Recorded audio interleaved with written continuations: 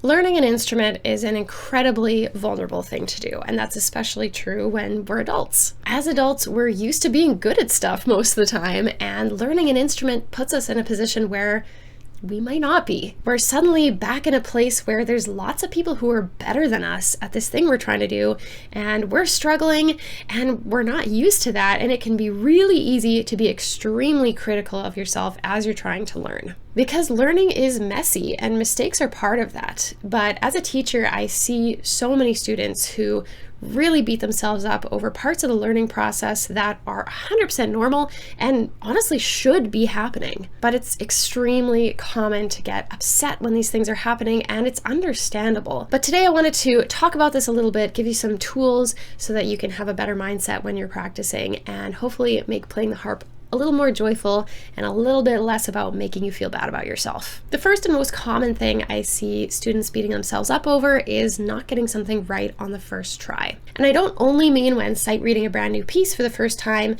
It might be the first time that you play a longer section when you've mostly been playing shorter sections, or maybe the first time you try a new fingering with something, or the first time you're playing with a metronome, or the first time you're playing with dynamics. I think there's a sense of, if I was any good at playing the harp, I would just be able to do this. And to be fair, there is some amount of, as you build skill, things that were once very challenging for you will become easy enough to do without practice. Sure. But the point is, you are learning the instrument, and that's not the same thing as learned.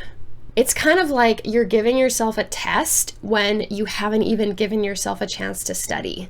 When you have learned something, you've finished learning something, you can just play it through. Maybe not without mistakes because we're humans and not robots, but you can play it. When you are learning something, you're not at the point of just popping out something perfect. You're in between having just started and finished learning it. You're in that messy in-between stage where things are still coming together. So when you make a mistake, that is not a failure to learn.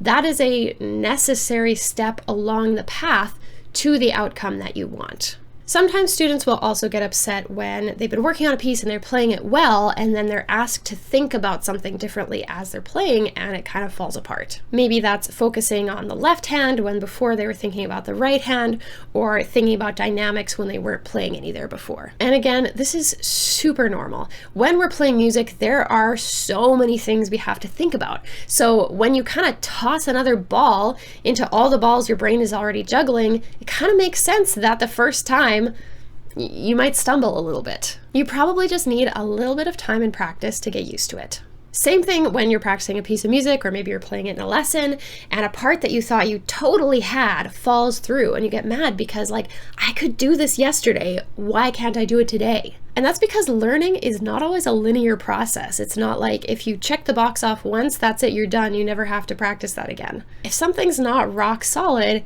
it's just a sign that it needs reinforcing. It's not a sign that you suck. Something I really want you to understand, and something that I think is really going to help you be kinder to yourself, is understanding how the process of learning works. It's not like someone tells you something and then you flick a switch in your brain and, yep, I got it now. We're good. We're done. I can do it perfectly. What's actually happening is that anytime you take any action, neurons in your brain start to fire. And there's a very famous saying in neuroscience that goes, neurons that fire together wire together. What that means is when those neurons fire together, there's a connection that's formed between them like an electrical wire.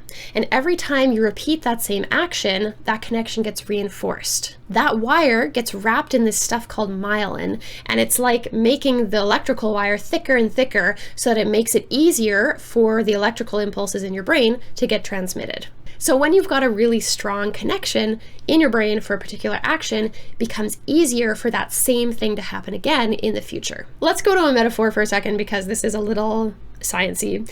So in layman's terms, I like to kind of think of this as like a game trail in the forest. So, you know, when you go for a hike and there's those tiny little spindly trails that go off through the trees or the grass. In the beginning, that was all just grass. There was no path there.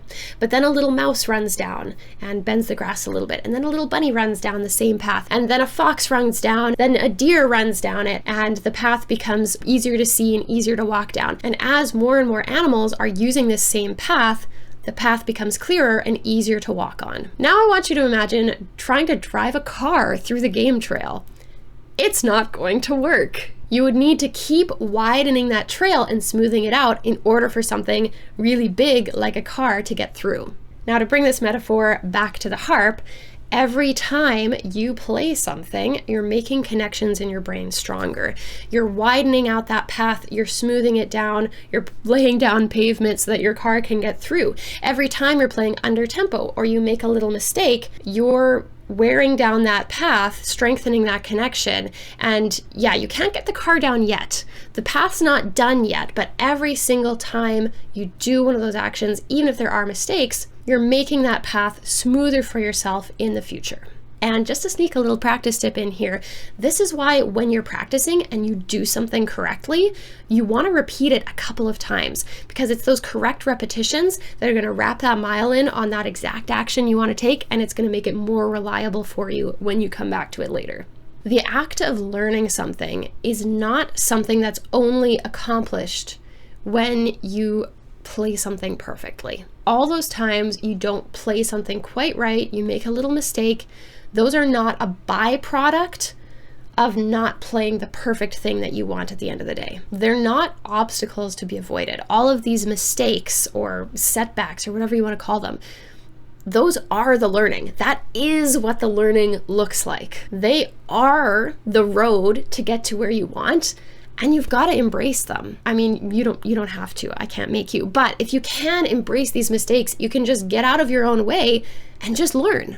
When sculptors make a sculpture, they don't just like do the SpongeBob thing where you tap the block of marble and it all falls away perfectly to reveal a beautiful statue. Things come off in chunks, it's really rough at first, details are added later. Heck, sculptors even do practice sculptures before they do the real thing because they know they're gonna probably make some mistakes the first time around. With our music, all those missteps, trial and error, imperfections, those are your blocks of clay that you're shaping. And they're the steps to your destination, not a deviation.